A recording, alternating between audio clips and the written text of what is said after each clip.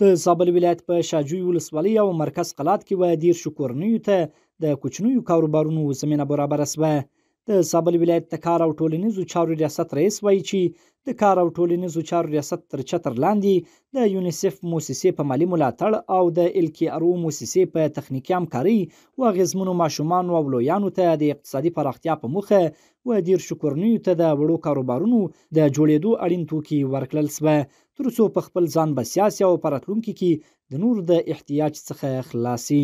نوموړي وویل چې هرې کورنۍ ته د 15,000 افغانیو په ارزښت توکي ورکړل شوي دي.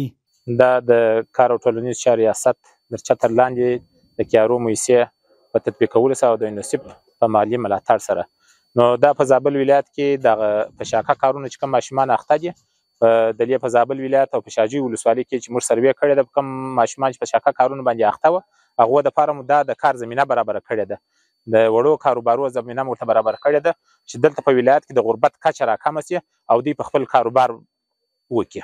اسلامي امارت ډېر ژمن دی چې داسې وزګارو ځوانانو ته د کار زمینه برابر کړي. په ورته مهال مرسته ترلاسه کوونکي کسان خوښ دي چې ورته د کار روزګار زمینه برابر شوي، تر څو له دې لارې د خپلې کورنۍ اړتیاوې پوره کړي او د ټولنې د اوږو بار نه سي.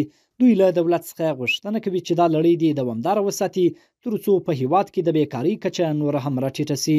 مخکې مثال دا رقم اوسې وزارم بیا سخته وسره د کرایې وه، نو هغه هم نسي پوره کولی سره. اوس په انشاءالله تعالی 100 روپۍ به ده راوړي د ورځې او 250-300 به ما راوړي، په هغه کې به د کور ستونزې نه حل کېدې سره.